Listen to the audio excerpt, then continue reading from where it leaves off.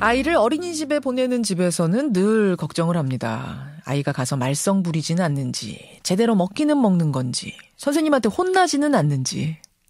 사실 부모는 옆에서 지켜볼 수가 없는데 아이는 너무 어리기 때문에 자기가 어린이집에서 한 일을 표현하지 못하기 때문이죠. 그런데요, 17년 동안 어린이집을 운영해온 한 원장이 어린이집의 실태에 대해서 폭로하는 책을 쓰면서 지금 큰 논란이 되고 있습니다. 일부 어린이집이라는 전제를 일단 달아야 될 것 같고요. 또 정직하게 운영하는 건강한 어린이집하고 그렇지 않은 곳, 옥석을 구분하기 위해서라도 이 사실을 알려야 할 것 같다는 이 저자의 입장을 여러분께 먼저 전합니다. 어린이집이 엄마들에게 알려주고 싶지 않은 50가지 진실의 저자세요. 이은경 원장 연결을 해보죠. 원장님 안녕하세요. 네, 안녕하세요. 17년간 운영을 하셨어요. 예. 그런데 이렇게 직접 비리를 폭로해야겠다고 생각하신 이유가 뭘까요? 계속 비정상을 정상화하자고 어떤 국가의 과제가 있잖아요. 예. 근데 저는 정말 영순이가 어린이집 영역이라고 생각을 하고 있는데 아무도 이 부분에 대해서 고민해 주시지 않는 거예요. 그래서 저는 이거를 엄마들께 호소하고 싶어서 책을 냈습니다. 이 내용들은 어떻게 수집을 하신 거예요? 그 17년 동안 이제 이런 부분에 대해서 문제 제기를 많이 하니까 원장님들이 저한테 상담도 하러 오시고 교사들이 상담도 하고 소설이 아니고 실제 있었던 얘기들을 적었습니다. 그렇군요. 책을 쭉 보니까 갖가지 비리의 유형들이 나오는데 그중에서도 가장 많은 부분을 차지하는 비리 어떤 건가요? 급식비나 체험활동비, 연간 교재비, 엄마들한테 받는 돈에서 그 업체하고 이제 리베이트 형태로 이제 착복하는 그게 제일 크죠. 돈 문제군요. 예. 급식비라면은 어떤 식으로요? 이제 두 가지 방법이 있는데요. 업체한테 통장하고 카드를 받아서 본인이 그쪽에다가 결제할 금액을 결제하고 찾아서 실제 업자 통장에 실제 결제할 급식비를 결제하는 거죠. 이해되시나요? 그러니까 가짜 통장하고 진짜 통장 두 개가 있는 거예요? 예. 그러면은 그 가짜 결제한 것이 정부에 제출하는 서류고? 그렇죠. 서류는 완벽해야 되니까.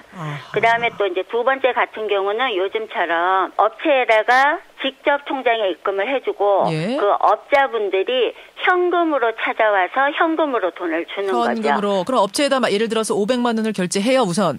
그러면은 그 업체에서 뭐 200~300만 원을 도로 가지고 와서 원장한테 현금으로 주는 방식. 그렇죠. 이제 지금은 그렇게 하고 있습니다. 그렇게 되면은 그런 어린이집 같은 경우라면 급식은 상당히 부실해지겠네요. 당연히 부실하죠. 예를 들면 어떤 식으로? 예를 들면은 아이들 실제는 뭐 한 6마리 닭을 샀다고 해놓고 실제는 한 마리 갖고 끓이고 아니면 닭발을 넣어서 닭 국물을 만든다든지 그렇게 하죠. 그다음에 이제 쌀이나 고기 같은 거 사면 반틈은 원에서 쓰고 반틈은 자기네 집으로 갖고 가는 거죠. 집으로 가져가는 그런 식으로. 이거 참 믿기지가 않는데 급식비 다음으로 많이 저지르는 비리는 뭡니까? 현장 체험 활동비, 그다음에 연간 교재 교구비, 뭐 우유값 이런 것도 이제 방법은 동일하죠. 어떤 식으로요, 그거는? 그 캠프 장소든지 박물관이든지 진짜는 결제를 하시고 또 현금으로 돌려받고. 돈에 관련된 부분들 얘기해 주셨고 원장님이 지금까지 쭉 현장에 있으시면서 정말 이런 기가 막힌 경우도 있더라 하는 것들 뭐 좀 더 소개해 주신다면요.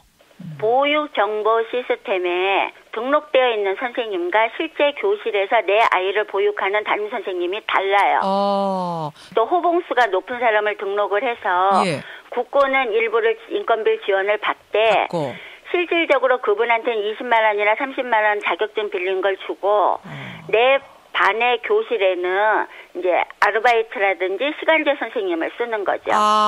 호봉 높은 사람을 쓸수록 높은 교사를 쓸수록 정부 지원이 많이 오는군요. 그렇죠. 1호봉하고 10호봉하고 15호봉하고 거기에 대한 이제 80% 지원이 있으니까. 서류상 선생님과 진짜 선생님이 다른 경우. 좀 충격적인데 또 있습니까? 이거는 이제 요즘 무상 보육이 된다 하면서 생긴 신종인데요.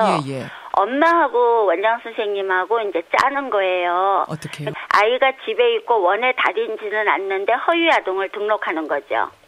그러면 아이 등록하면 정부에서 어린이집으로 지원이 나오니까. 예. 혹시 아주 극히 일부 극단적인 경우를 가지고 너무 확대하신 건 아니냐, 너무 일반화시킨 건 아니냐라고 묻는다면은 어떻습니까? 저희 어린이집 구조는 그 처음에 어린이집을 지을 때 1억을 냈던 3억을 냈던 10억을 냈던 또 어린이집이 20명이든 40명이든 100명을 원화를 보육을 하고 있던 그런 거랑 관계없이 예. 원장 월급만 갖고 가야 됩니다. 그렇죠. 예, 그러다 보니까 음성적인 방법으로 본인이 알아서 갖고 갈 수밖에 없잖아요. 그 원화가 100명인 어린이집이나 예. 10명인 어린이집이나 원장님은 똑같은 월급을 다 가져가게 돼 있군요. 그렇죠. 그러니까 이 구조가 지금 고쳐지지도 않고 되지 않은 상태에서 제가 지금 말하는 것이 도덕적으로 문제 있는 몇몇 시설만 어린이집 원장이라면 제가 책을 쓰지 않았죠. 그러면은 우리 선생님께서 주장하시는 거는 그 원에 원생들이 많으면 어린이집에 아이들이 많으면 원장님도 그만큼 많이 보수를 얻어가고 그렇지 예. 않은 곳은 적게 얻어가고 이렇게 좀 비례가 되는 이런 시스템으로 고쳐지는 게 근본적인 대안이 될 거라고 보세요? 그런 차등이 있어야죠. 근데 그것만으로 될까요? 제도를 아무리 바꿔도 정말 나쁜 원장님 10%는 있을 거 아닙니까? 그렇죠. 그러면 그분들은 강력하게 처벌해서 두 번 다시 어린이집 영역에 발을 못 들여놓도록 퇴출을 시키는 걸로 노력을 해야죠. 그렇군요. 우리 부모님들이 좀 감시감독에 참여할 수 있는 길도 열렸으면 좋겠어요. 그러니까 그게요. 물어볼 수도 없잖아요. 내 아이한테 불이익이 갈까봐. 사실은 궁금해도. 예. 그래서 저는 운영위원회도 학부모님들로 다 구성돼야 된다는 게 저는 또 하나의 방안이라고 생각을 합니다. 예, 오늘 여기까지 말씀을 듣겠습니다. 오늘 말씀 고맙습니다. 네, 고맙습니다. 어린이집이 엄마들에게 알려주고 싶지 않은 50가지 진실의 저자 이은경 원장이었습니다.